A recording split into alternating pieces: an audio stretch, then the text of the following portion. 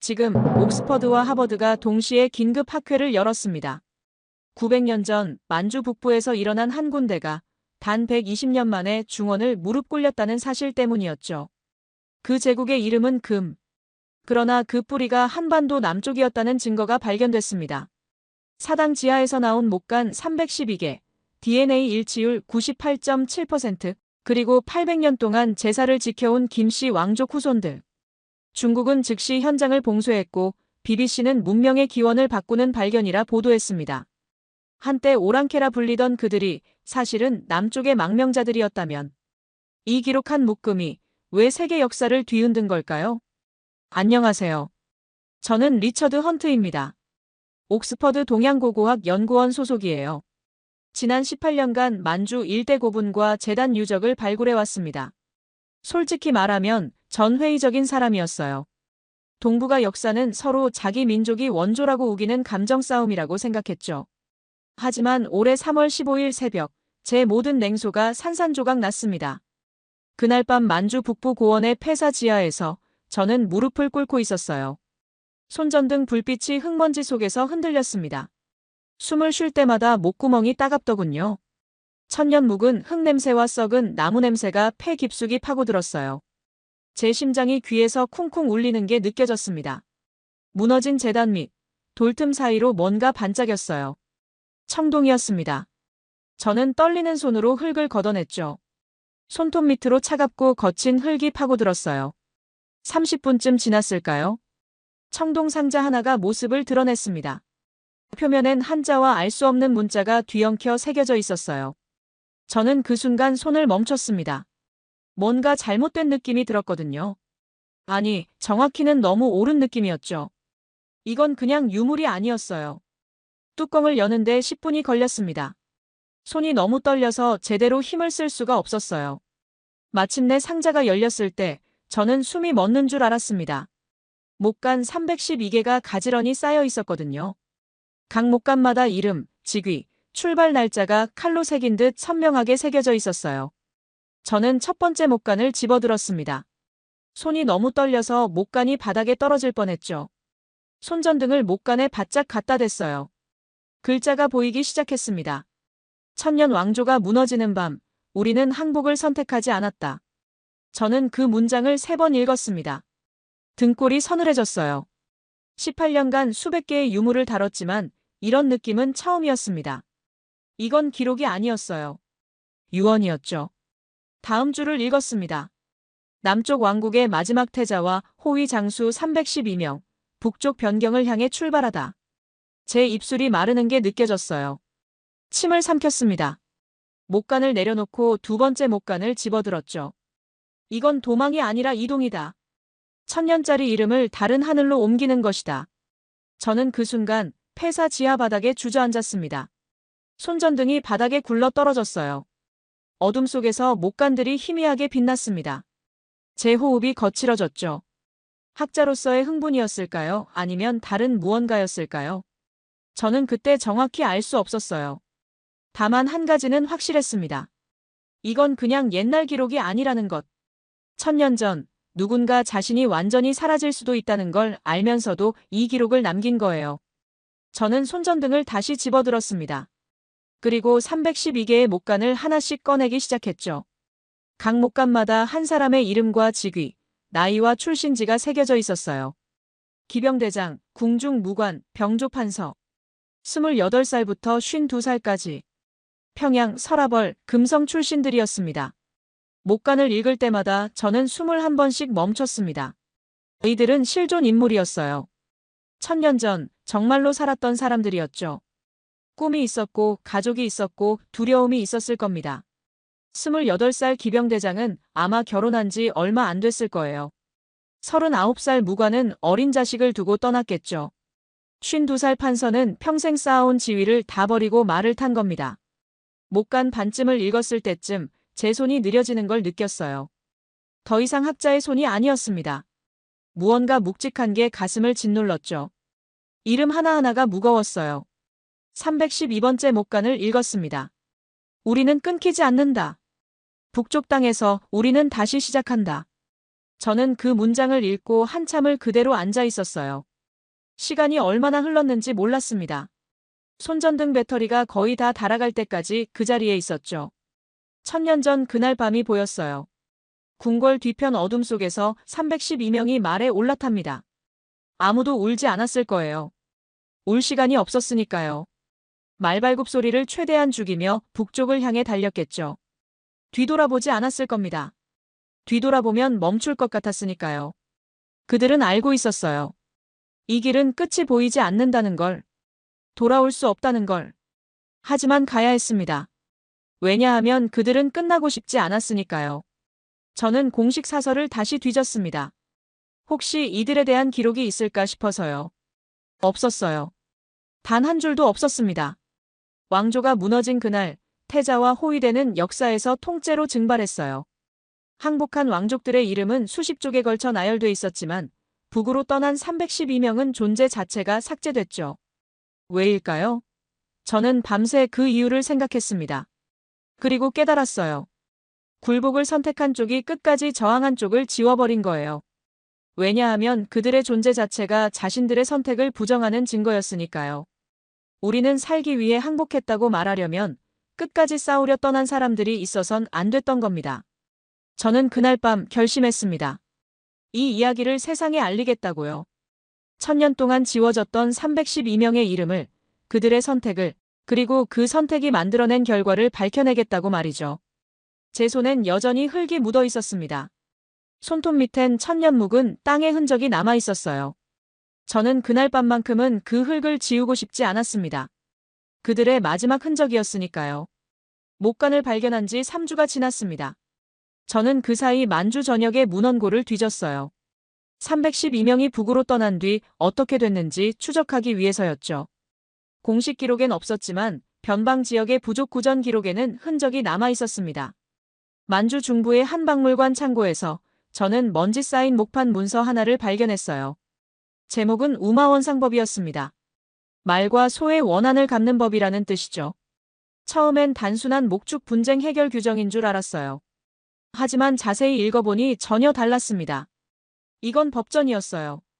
목축 분쟁부터 혼인 규칙, 전리품 배분, 교역로 사용권까지. 유목 부족들이 서로 싸우던 모든 문제를 글로 정리한 거였죠. 놀라운 건 작성 연대였습니다. 312명이 북으로 떠난 지 약 8년 뒤였어요.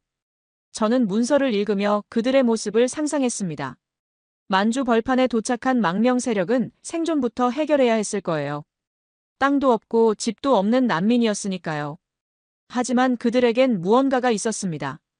1000년 왕조가 축적한 행정 경험이었죠.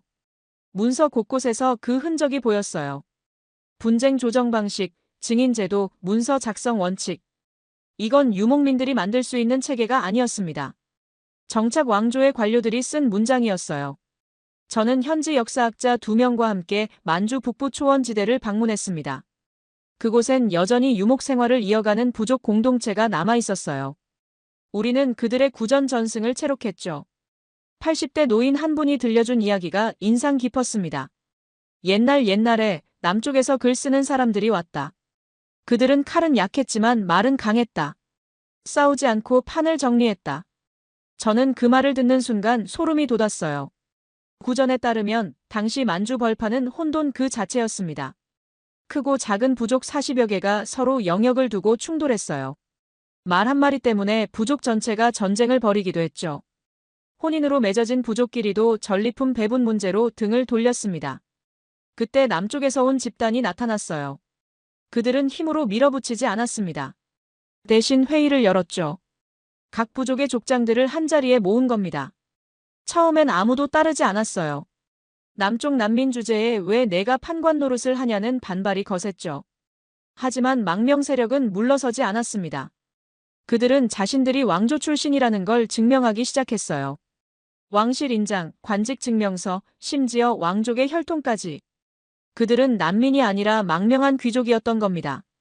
더 중요한 건 그들이 가진 기술이었어요. 문자로 계약을 남기는 방법, 증인을 세워 분쟁을 해결하는 절차, 세금을 거두고 재분배하는 체계.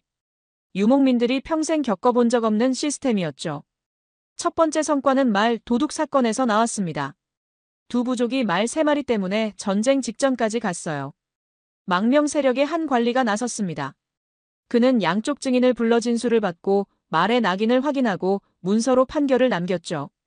패소한 쪽도 승복했어요. 기록이 남았으니까요. 소문이 퍼지기 시작했습니다. 남쪽 사람들한테 가면 억울한 일을 풀 수 있다더라. 부족들이 하나둘 찾아왔어요.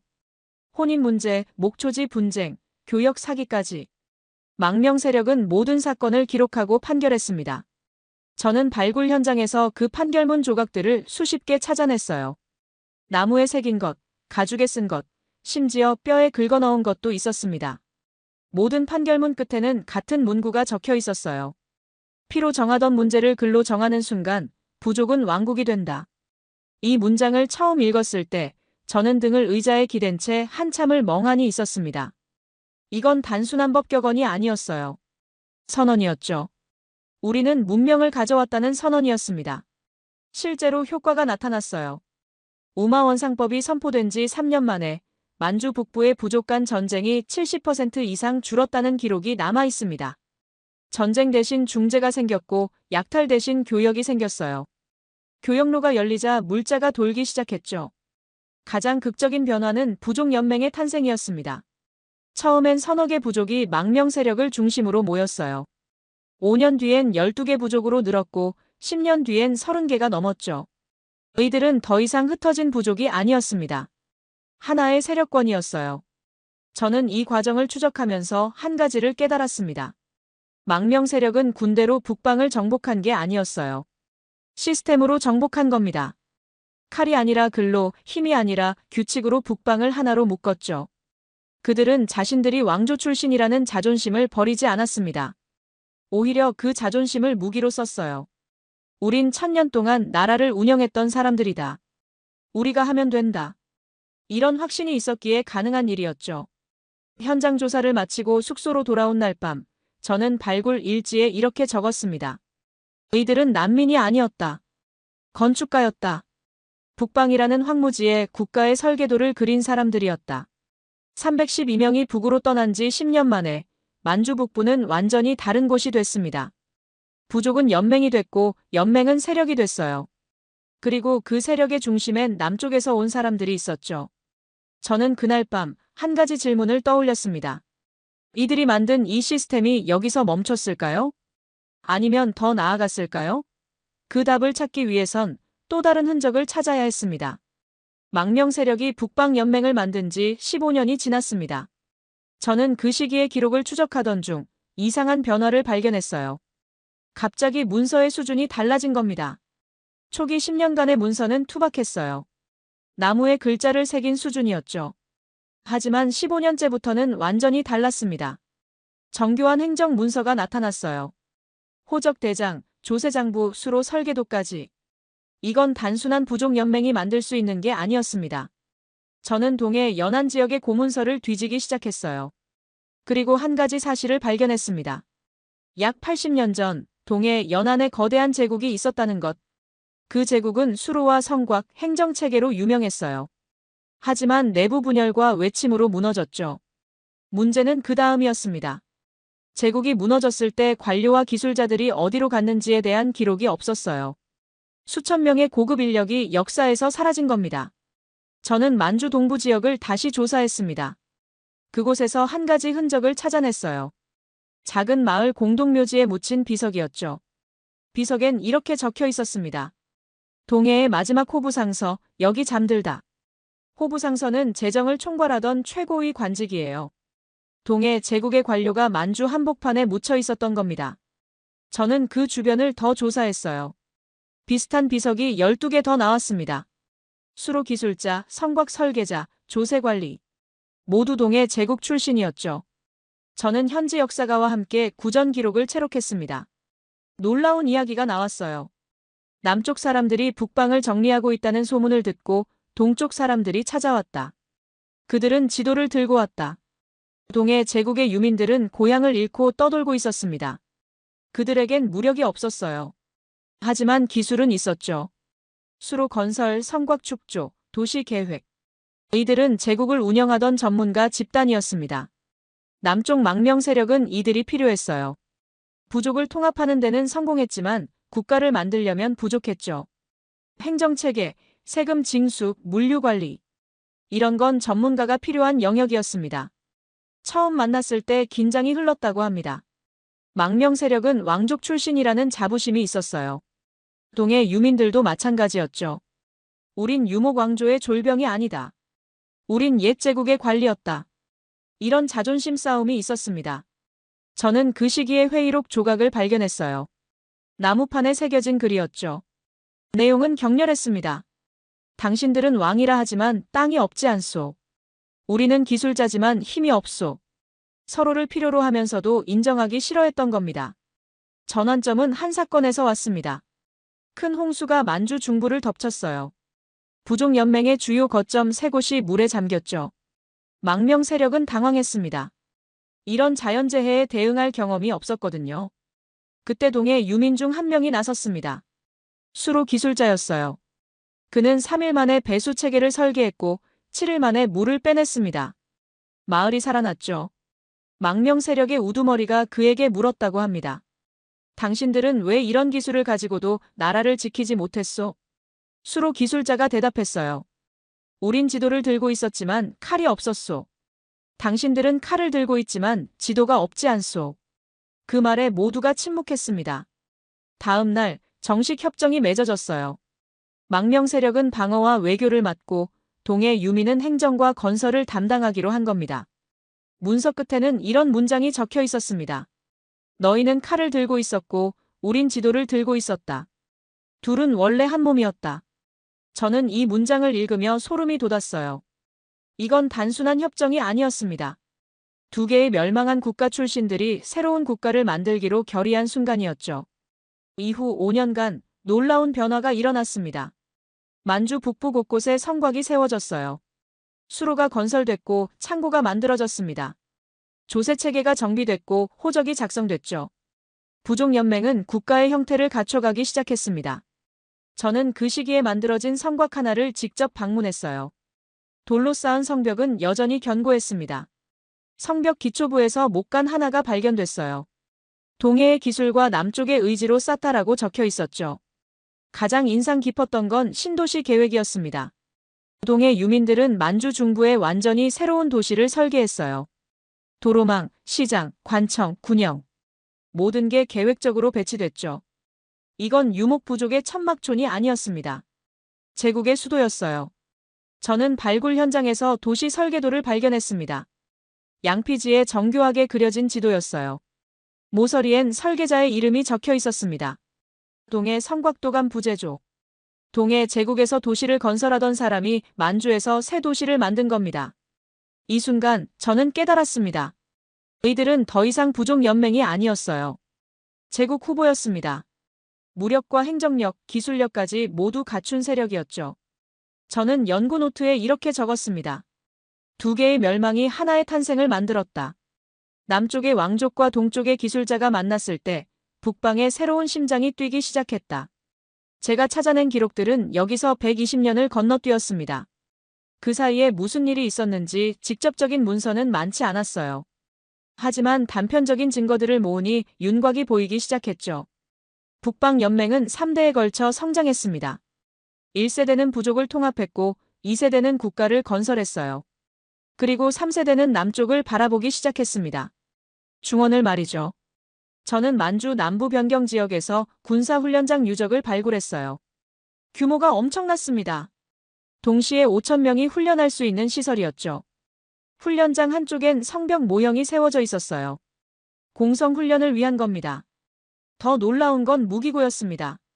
유목기병의 활과 창뿐 아니라 정착 왕조의 공성 장비까지 갖춰져 있었어요. 충차, 운제, 투석기. 이건 단순한 초원 기병대가 아니었습니다. 성을 함락시킬 준비를 한 군대였죠. 저는 그 시기의 군사문서를 분석했습니다. 문서엔 이렇게 적혀 있었어요. 우리는 북방에서 시작했지만 우리의 뿌리는 남쪽에 있다. 돌아가야 한다. 이건 복수가 아니었습니다. 회귀였어요. 120년 전 북으로 떠났던 312명의 후손들은 이제 10만 대군이 됐습니다. 유목기병의 기동력과 정착 왕조의 공성기술을 동시에 보유한 세력이었죠. 중원은 이들을 여전히 오랑캐라 불렀어요. 하지만 더 이상 무시할 수 없는 오랑캐였습니다. 침공은 갑작스럽게 일어났습니다. 중원의 기록에 따르면 어느 봄날 아침 장성 북쪽에서 먼지구름이 일었다고 해요. 처음엔 대상 무역단인 줄 알았죠. 하지만 아니었습니다. 10만 기병이었어요. 장성의 방어선은 3일 만에 무너졌습니다.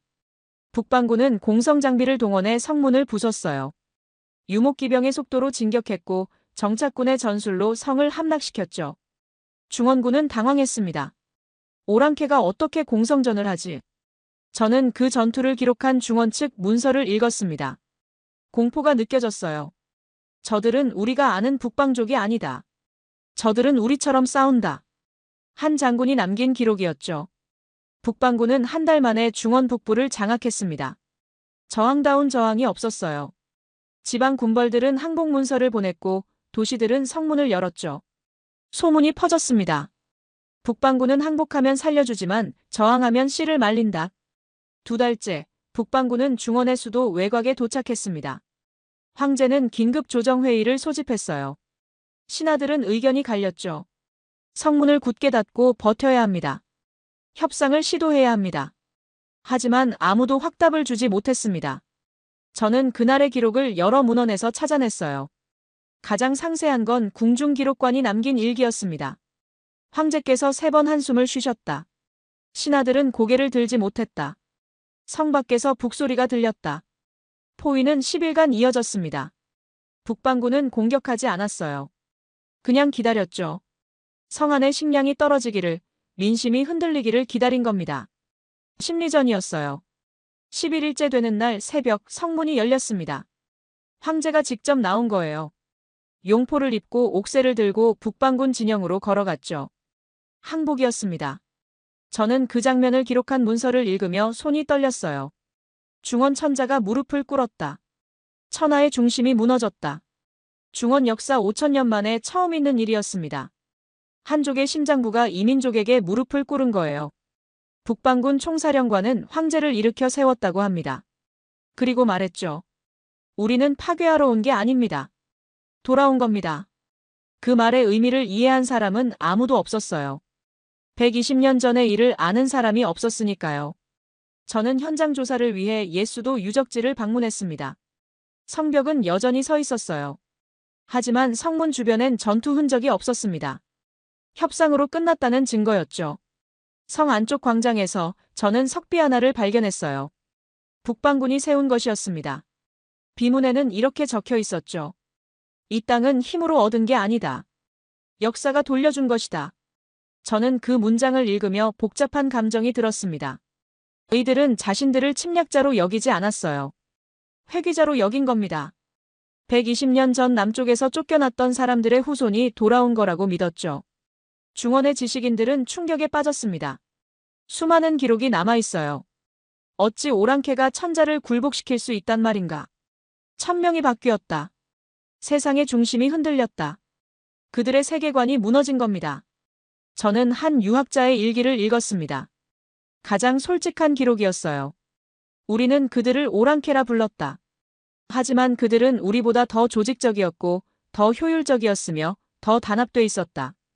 우리가 오만했던 것인가? 국제 질서가 재편됐습니다. 중원이 무너지자 주변국들이 술렁였어요. 조공 체계가 흔들렸고 외교 관계가 재정이 됐죠. 천년간 유지되던 중화 중심 질서가 하루아침에 바뀐 겁니다. 저는 연구실로 돌아와 지도를 펼쳤습니다. 한반도 남쪽에서 만주 북부로, 다시 중원 심장부로. 붉은 선을 그었어요. 312명이 만든 길이었습니다. 그 길은 120년에 걸쳐 제국으로 이어졌죠. 저는 그날 밤 노트에 적었습니다. 역사는 직선이 아니다. 남쪽에서 북쪽으로, 다시 북쪽에서 남쪽으로. 한 왕조의 끝이 다른 제국의 시작이 됐다. 그리고 그 제국은 마침내 세계의 중심을 무릎 꿇렸다. 이건 더 이상 한 나라의 이야기가 아니었습니다. 동아시아 전체의 역사가 다시 쓰여지는 순간이었어요. 중원 함락 이후 저는 만주 서부 지역으로 조사를 확대했습니다. 그곳에서 놀라운 공동체를 발견했어요. 작은 마을이었는데 800년 넘게 같은 제사를 지켜온 사람들이었죠. 마을 입구엔 낡은 돌기둥이 서 있었습니다. 거기 새겨진 글자가 눈에 들어왔어요. 김씨 집성촌. 저는 차에서 내려 그 글자를 한참 들여다봤습니다. 김씨라고요? 마을 이장을 만났어요. 60을 넘긴 분이었죠. 그는 저를 마을 중앙의 사당으로 안내했습니다. 800년 전부터 있던 곳입니다. 우리 조상들이 세웠어요. 사당 문은 삐걱거리며 열렸고 안은 어두웠어요. 제단 위엔 위패가 놓여 있었습니다. 손전등을 비추자 글자가 보였어요. 김씨 왕가 선조위. 저는 그 순간 숨을 멈췄습니다. 심장이 귀에서 쿵쾅거렸어요. 김씨 왕가라고요? 우리 집안은 대대로 김왕가의 후손입니다. 이장이 담담하게 말했어요. 한 해도 빠짐없이 제사를 지냈습니다. 아무도 우리를 믿지 않았지만요. 그의 목소리엔 체념이 섞여 있었습니다. 저는 떨리는 손으로 벽면을 살폈어요. 족보가 걸려 있었습니다. 세대별로 이름이 빼곡했죠. 맨 위 시조란에 적힌 글자를 읽는 순간 온몸에 소름이 돋았습니다. 남조태자 호의. 제사장수 김무열. 제가 찾던 312명 중 한 명이었어요. 제단 밑을 발굴해도 될까요? 제가 물었습니다. 이장은 잠시 망설이더니 고개를 끄덕였어요. 800년을 기다렸습니다. 누군가 우리 말을 믿어줄 사람을요. 다음 날 새벽부터 작업이 시작됐습니다. 제단을 조심스럽게 옮기고 흙을 걷어냈어요. 30cm쯤 파 들어갔을 때 무언가 단단한 게 느껴졌습니다. 나무 상자였어요. 상자를 열자 못 간 다발이 나왔습니다. 먼지를 털어내고 하나씩 펼쳤죠. 312개였어요. 각 목간마다 이름이 새겨져 있었는데 모든 이름 앞에 같은 글자가 붙어 있었습니다. 김이었어요. 김무열, 김태현, 김준석. 저는 목간을 읽으며 손이 떨렸습니다. 312명 전부가 김씨였던 거예요. 이건 우연이 아니었습니다. 마을 사람들이 하나둘 모여들었어요. 저는 목간을 그들에게 보여줬습니다. 여기 당신들 조상의 이름이 있습니다. 한 노인이 목간을 받아들고 눈물을 흘렸어요. 우리가 미친 게 아니었구나. 저녁 무렵 마을 회관에 사람들이 모였습니다. 저는 제가 찾은 증거들을 펼쳐놓았어요. 312명의 명단, 금왕족 재향록, 남쪽 왕국의 멸망 기록. 모든 게 한 줄로 이어졌습니다. 왜 김씨입니까? 제가 물었습니다. 이장이 천천히 입을 열었어요. 할아버지의 할아버지 때부터 들었습니다. 우리는 남쪽에서 왔다고. 우리 조상은 왕족이었다고. 그 이름이 김씨였다고요. 한 젊은이가 물었습니다. 그럼 역사책에 나오는 금나라가 우리 조상이 세운 겁니까? 저는 고개를 끄덕였어요. 금은 단순한 나라 이름이 아니었습니다. 당신들 조상의 성씨였어요. 마을이 술렁였습니다. 누군가 울었고 누군가는 어이없다는 표정을 지었죠. 70대 노인이 일어났습니다. 학교에선 우릴 북방 민족이라 가르쳤습니다. 중국 학자들은 우리를 유목민의 후손이라 했어요. 하지만 우리 할아버지는 계속 말했습니다. 우린 남쪽에서 왔다고. 이장이 제게 다가왔어요. 우린 왜 김씨입니까? 왜 사람들은 우릴 그냥 북방 사람이라 부릅니까? 그의 목소리가 떨렸습니다. 800년간 숨죽여온 질문이었어요. 저는 대답했습니다. 당신들이 옳았습니다. 당신들은 북쪽 사람이 아니에요. 내려온 사람들의 피입니다. 마을 전체가 조용해졌습니다. 그날 밤 특별 제사가 열렸습니다. 저도 참석했어요. 사당 안은 촛불로 가득했죠. 이장이 축문을 읽었습니다. 800년을 기다렸습니다. 세상이 우릴 잊었어도 우리는 우리를 잊지 않았습니다. 제단 앞에 앉아 그 광경을 보는데 저는 깨달았습니다. 김이라는 이름은 단순한 성씨가 아니었어요. 생존의 증거였습니다. 나라는 사라졌지만 이름은 살아남았죠. 800년 동안 아무도 믿어주지 않았지만 그들은 끝까지 지켜낸 겁니다. 마을 조사를 마치고 베이징으로 돌아왔습니다. 저는 한 가지 의문에 사로잡혀 있었어요. 금이라는 이름이 그 이후로 어떻게 됐을까? 제국이 무너진 뒤에도 그 이름은 살아남았을까? 제 연구실 책상엔 자료가 산더미처럼 쌓여 있었습니다. 금나라 이후의 역사 기록들이었죠. 하나씩 뒤지기 시작했어요. 금나라가 멸망한 건 13세기였습니다. 그 뒤 약 400년이 흘러 만주에서 또 다른 왕조가 일어났죠. 청나라였습니다. 대륙 최후의 왕조였어요. 저는 청나라 황실의 성씨를 찾아봤습니다. 애신강나. 만주어로는 아이신 기요로라고 읽었죠. 아이신. 그 발음이 묘하게 익숙했어요. 저는 만주어 사전을 펼쳤습니다. 손가락으로 페이지를 넘기며 아이신을 찾았죠. 뜻은 금이었습니다. 저는 그 순간 의자에서 벌떡 일어났어요. 금이라고요? 아이신이 금을 뜻한다고요? 심장이 빨라졌습니다. 저는 언어학 자료를 더 뒤졌어요. 만주 퉁구스어족 연구 논문, 고대 만주어 어원 사전, 청나라 황실 문서. 모든 자료가 같은 결론을 가리켰습니다. 아이신은 금이었어요. 청나라 황실은 스스로를 금의 후예라 불렀던 겁니다. 600년이 흘렀지만 이름은 바뀌지 않았어요. 한자로 쓸 때는 애신이라 적었지만 실제 의미는 금이었죠. 저는 베이징 외곽의 한 아파트를 찾아갔습니다. 청나라 황실 후손이 사는 곳이었어요. 문을 연 건 60대 중반의 남성이었습니다. 그는 자신을 진진씨라고 소개했죠. 제 조상은 애신강나 가문입니다. 그가 말했어요. 하지만 사람들한테는 그냥 진씨라고 했어요. 발음하기 쉬우니까요. 진은 중국어로 금을 뜻합니다. 거실에 앉았습니다. 벽엔 오래된 족보가 걸려 있었어요. 저는 그것을 가리키며 물었습니다. 아이신이 금을 뜻한다는 걸 아셨습니까? 그는 고개를 끄덕였어요. 할아버지한테 들었습니다. 그가 차를 따르며 말했죠. 우리 집안 이름은 원래 금이었다고요. 만주어로 아이신이라 했고 한자로는 애신이라 적었지만 뜻은 같았대요. 저는 노트를 꺼내 필기를 시작했습니다. 학교에서는 뭐라고 배우셨나요? 그가 잠시 생각하더니 대답했어요. 학교에선 청나라가 만주족 왕조라고 배웠죠. 하지만 집에선 다르게 들었어요. 어떻게요? 제가 물었습니다. 그는 찻잔을 내려놓았어요. 할아버지가 그러셨어요. 우리 조상은 더 남쪽에서 왔다고. 아주 오래전에요. 저는 숨을 깊이 들이마셨습니다. 혹시 금나라 이야기를 들어보셨습니까? 그의 눈이 커졌어요. 들었습니다. 할아버지가 우리는 금나라 왕족의 후손이라고 했어요. 사람들은 믿지 않았지만요. 저는 가방에서 자료를 꺼냈습니다. 만주 마을에서 찾은 못 간 사진들이었어요. 김씨 왕가 제향록 312명의 명단. 그에게 하나씩 보여줬죠. 그는 사진을 들여다보며 말을 잃었습니다. 손이 떨렸어요. 이게 정말입니까? 저는 고개를 끄덕였습니다. 당신 할아버지 말이 맞았어요. 그날 오후 저는 그와 함께 베이징 도서관을 방문했습니다. 청나라 황실 문서를 열람하기 위해서였죠. 먼지 쌓인 기록을 펼치자 황실 족보가 나왔어요. 첫 장에 이렇게 적혀 있었습니다. 애신은 금이요, 강나는 족이라. 청나라 황실은 자신들의 이름이 금의 일족이라는 뜻임을 명확히 기록해둔 거였습니다. 저는 그 문장을 손가락으로 짚으며 말했어요. 보십시오. 황실은 스스로를 금이라 불렀습니다.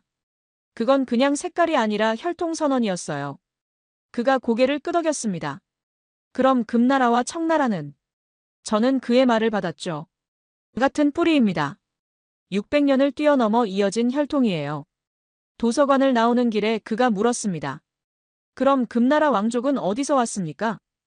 저는 잠시 망설였어요. 그리고 대답했죠. 더 남쪽입니다. 한참 더 남쪽이에요. 집으로 돌아가는 차 안에서 그는 조용히 말했습니다. 학교와 직장에서 전 그냥 진씨라고 했어요. 애신강나는 너무 길고 이상하니까요. 그런데 알고 보니 진이 맞았네요. 저는 그날 밤 연구실에서 계보도를 그렸습니다. 한반도 남쪽의 김씨, 만주의 금국왕족, 청나라의 애신 황실. 한 줄로 이어졌어요. 이름은 바뀌었지만 의미는 같았습니다. 1000년을 넘어 금이라는 이름은 살아남았어요. 왕조가 무너져도 언어가 바뀌어도 그 이름만은 끝까지 이어진 겁니다. 베이징 학술회의가 하루 앞으로 다가왔습니다. 저는 발표 자료를 마무리하고 있었어요. 312명의 명단, 금왕족 제향록, DNA 분석 결과, 청나라 황실과의 연결고리. 모든 증거를 정리했죠. 호텔방 전화가 울렸습니다. 새벽 2시였어요. 회의 주최 측이었습니다. 헌트 박사님, 죄송하지만 내일 발표가 취소됐습니다.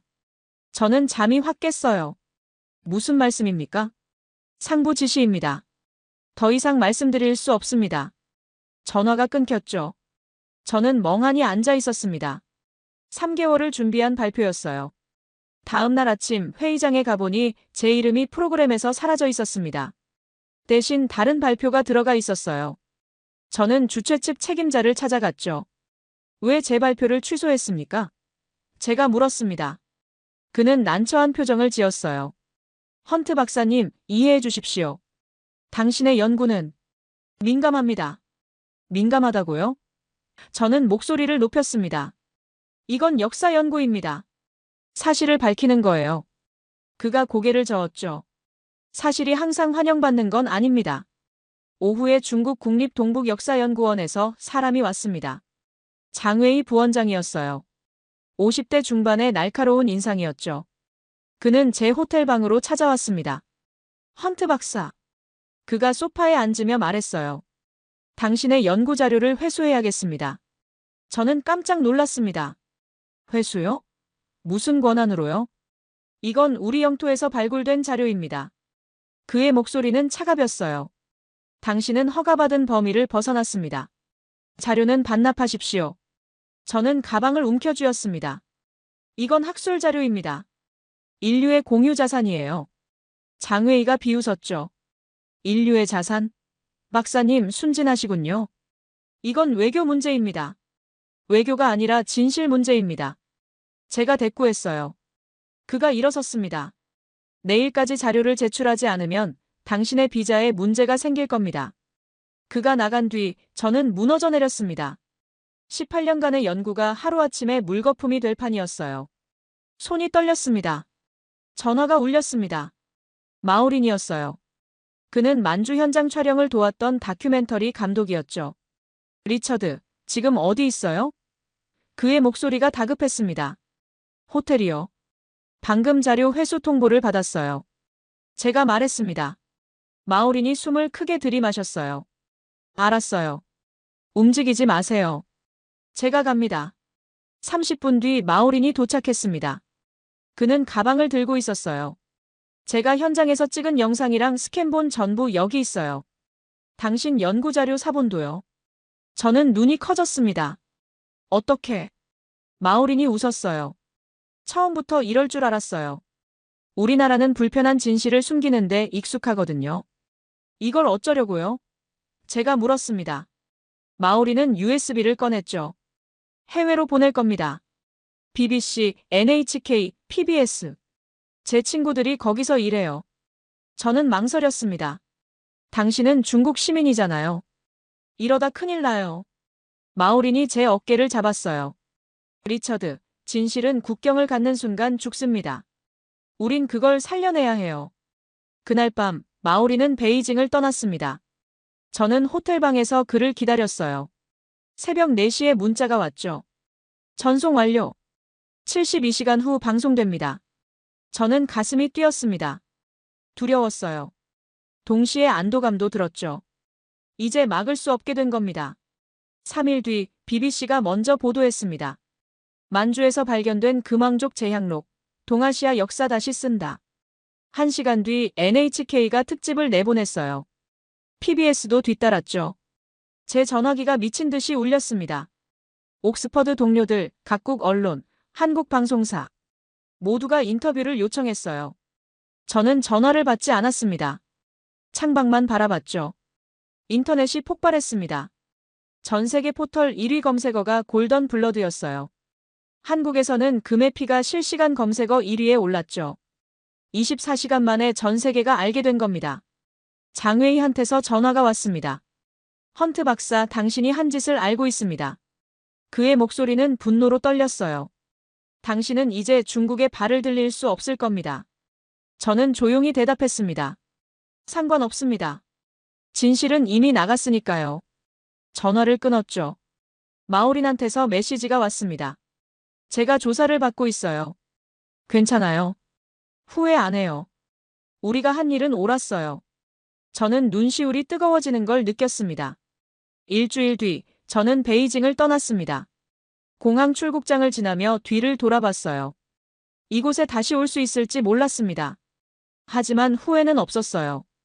비행기 안에서 노트북을 켰습니다. 뉴스가 쏟아지고 있었어요. 세계 각국 학자들이 논평을 내놓았죠. 동아시아 역사의 재평가가 필요하다. 변방이 중심이었다. 저는 창밖을 바라봤습니다. 구름 아래로 만주 벌판이 보였어요. 1000년 전 312명이 걸었던 그 땅이었죠. 그들의 이야기는 이제 세상에 나왔습니다. 누구도 다시 숨길 수 없게 됐어요. 런던으로 돌아온 첫날 밤, 저는 잠을 이룰 수 없었습니다. 연구실 창밖으로 템즈강이 보였어요.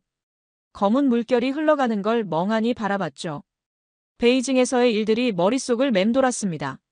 다음 날 아침 연구실 문을 열자 명함이 수북이 쌓여 있었어요. BBC, CNN, 뉴욕타임스, 가디언. 전화기 메시지는 127개였죠. 저는 그 모든 걸 무시하고 책상에 앉았습니다. 정리가 필요했어요. 일주일 동안 저는 아무도 만나지 않았습니다. 연구실에 틀어박혀 데이터를 재검토했어요. 혹시 제가 놓친 게 있을까? 혹시 제 해석이 틀렸을까? 밤새 자료를 뒤졌죠. 하지만 결론은 같았습니다. 312명의 명단, 금왕족 재향록, 만주마을의 800년 제사. 모든 증거가 한 방향을 가리키고 있었어요. 이건 사실이었습니다. 유나리가 연구실 문을 두드렸습니다. 그녀는 제 공동 연구자였어요. 한국계 영국인 유전 인류학자였죠. 리처드, 나와요. 당신 일주일째 여기 박혀 있잖아요. 저는 고개를 저었습니다. 아직 확인할 게 남았어요. 유나가 제 책상에 앉았어요. 당신이 확인하는 건 데이터가 아니라 당신 자신이에요. 두려운 거죠? 그 말이 가슴을 찔렀습니다. 맞았어요. 저는 두려웠습니다. 18년간의 연구가 세상에 나간 순간 제 인생도 바뀔 거라는 걸 알았거든요. 돌이킬 수 없었어요. DNA 분석 결과가 나왔어요. 유나가 노트북을 펼쳤습니다. 저는 화면을 바라봤어요. 그래프가 떠올랐죠. 두 개의 선이 거의 겹쳐져 있었습니다. 만주 고분에서 추출한 유골과 한반도 남부 고분군 유골을 대조했어요. 유나의 목소리가 떨렸습니다. 일치율 98.7%입니다. 저는 숨을 멈췄습니다. 98.7%. 과학적으로 거의 동일 혈통이라는 뜻이었어요. 유나가 말을 이었죠. 이건 우연이 아니에요. 통계적으로 불가능해요. 이 사람들은 같은 조상을 가진 겁니다. 저는 의자에 깊숙이 몸을 기댔습니다. 역사가 과학으로 증명된 순간이었어요. 이 데이터를 어떻게 할 겁니까? 제가 물었습니다. 국제 유전자 데이터베이스에 올릴 거예요. 유나가 단호하게 말했어요. 전 세계 학자들이 검증할 수 있게요. 중국이 뭐라든 상관없어요. 과학은 국경을 모릅니다. 그날 오후 BBC에서 정식 인터뷰 요청이 왔습니다. 프로듀서가 직접 전화를 걸어왔어요. 헌트 박사님, 전 세계가 당신 이야기를 기다리고 있습니다. 저는 더 이상 피할 수 없다는 걸 알았죠. 사흘 뒤, 저는 BBC 스튜디오에 있었습니다. 카메라 5대가 저를 향하고 있었어요. 조명이 눈부셨습니다. 앵커가 미소를 지으며 물었죠. 헌트 박사님, 만주에서 정확히 무엇을 발견하셨습니까? 저는 심호흡을 했습니다. 그리고 천천히 입을 열었어요. 저는 금을 본 게 아닙니다. 제 목소리가 스튜디오에 울렸습니다. 동방의 기원을 봤어요. 1000년 전 변방이라 불렸던 곳에서 제국이 시작됐다는 증거를요. 앵커의 표정이 진지해졌습니다. 그게 무슨 의미입니까? 저는 카메라를 똑바로 바라봤어요. 역사의 축은 서쪽에서 온 게 아니었습니다. 동쪽에서 시작됐어요. 한반도 남쪽에서 만주 북쪽으로, 다시 중원 심장부로. 312명이 만든 그 길이 결국 대륙 전체를 재편했습니다. 하지만 중국은 이를 부정하고 있습니다. 앵커가 말했죠. 저는 고개를 끄덕였습니다. 그래서 더 중요합니다. 진실은 불편할 수 있어요. 하지만 그게 진실을 거짓으로 만들지는 못합니다. 증거는 사라지지 않으니까요. 인터뷰가 방송된 다음 날, 제 이메일은 폭발했습니다. 하루에 500통이 넘게 왔어요. 대부분은 지지였습니다. 한국에서 온 메일도 많았죠. 한 이메일이 눈에 들어왔습니다. 한국의 한 역사학 교수가 보낸 거였어요. 헌트 박사님, 감사합니다. 우리 스스로 말하면 민족주의라 비난받았을 이야기를 당신이 과학으로 증명해줬습니다. 그 문장을 읽으며 저는 복잡한 감정을 느꼈습니다. 이건 단순한 학술 연구가 아니었어요. 누군가에겐 정체성의 문제였던 겁니다. 2주 뒤 국제학술대회 초청장이 왔습니다. 하버드 대학교였어요. 제목은 동아시아 역사의 재평가였죠. 저와 유나가 기조 연설자로 초청됐습니다. 비행기 안에서 저는 발표 원고를 다듬었어요. 어떻게 시작해야 할까? 무엇을 강조해야 할까? 손이 계속 떨렸습니다. 하버드 강당에 도착했을 때 저는 깜짝 놀랐습니다. 500석이 전부 찼어요. 복도에도 사람들이 서 있었죠. 일본, 중국, 한국, 미국, 유럽. 전 세계에서 학자들이 모였습니다. 단상에 올라 마이크를 잡았습니다. 객석의 모든 눈이 저를 향했어요. 저는 깊게 숨을 들이마셨습니다. 1000년 전 312명이 북으로 떠났습니다. 제가 말을 시작했어요. 역사는 그들을 지웠습니다. 하지만 그들은 사라지지 않았어요. 북방에서 부족을 통합했고 국가를 세웠으며 120년 뒤 중원을 무릎 꿇렸습니다. 슬라이드가 바뀌었습니다. 만주 마을의 제사 장면이 나왔어요.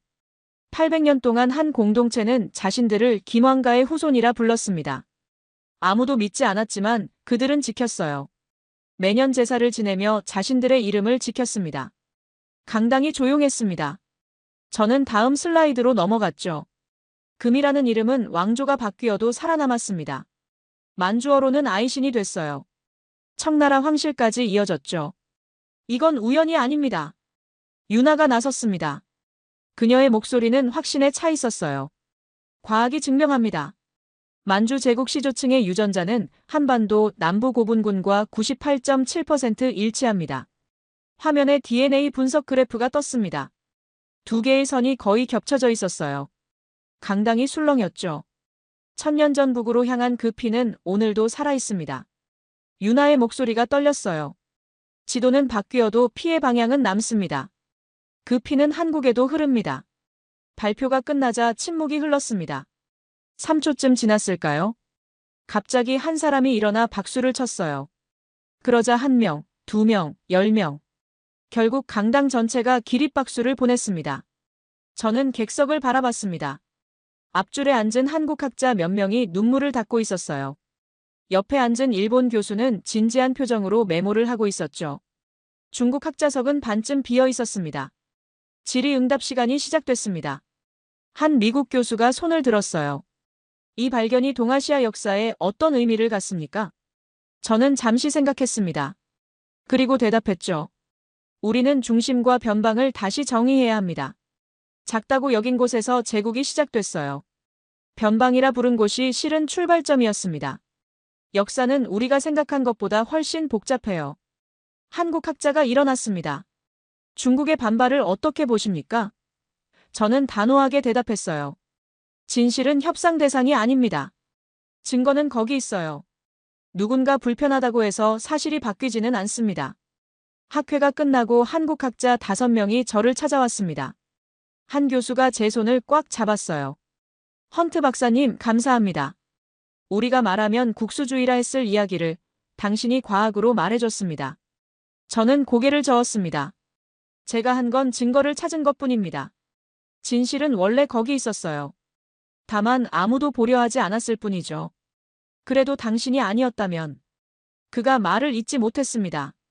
저는 그의 어깨를 두드렸어요. 세상이 이제 알았습니다.